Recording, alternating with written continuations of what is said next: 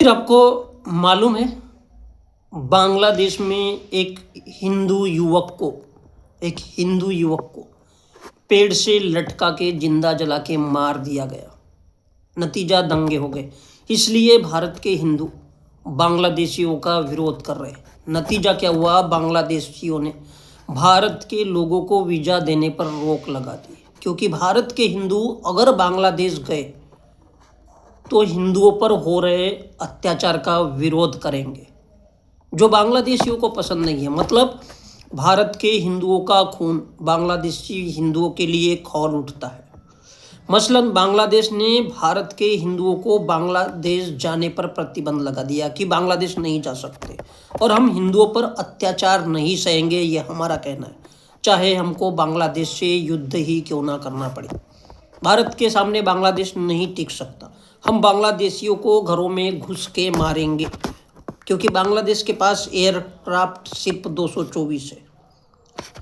भारत के पास 2229 एयरक्राफ्ट है। बांग्लादेश के पास फाइटर जेट केवल 42 है।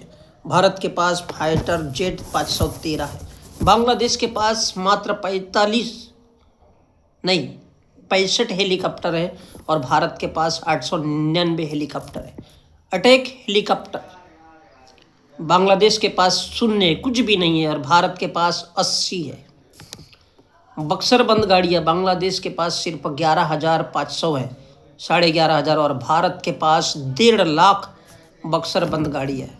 विमान टैंक बांग्लादेश के पास 662 है, और भारत के पास 5,978 है। फाइटर कोच बांग्लादेश के पास एक भी फाइटर कोच नहीं है, और भारत के पास 2 है। पनडुब्बी भी बांग्लादेश के पास 2 है, और भारत के पास 18 है। छोटे छोटे जो युद्धपोत होते हैं वो बांग्लादेश के पास मात्र 7 है, और छोटे युद्धपोत भारत के पास 14 है।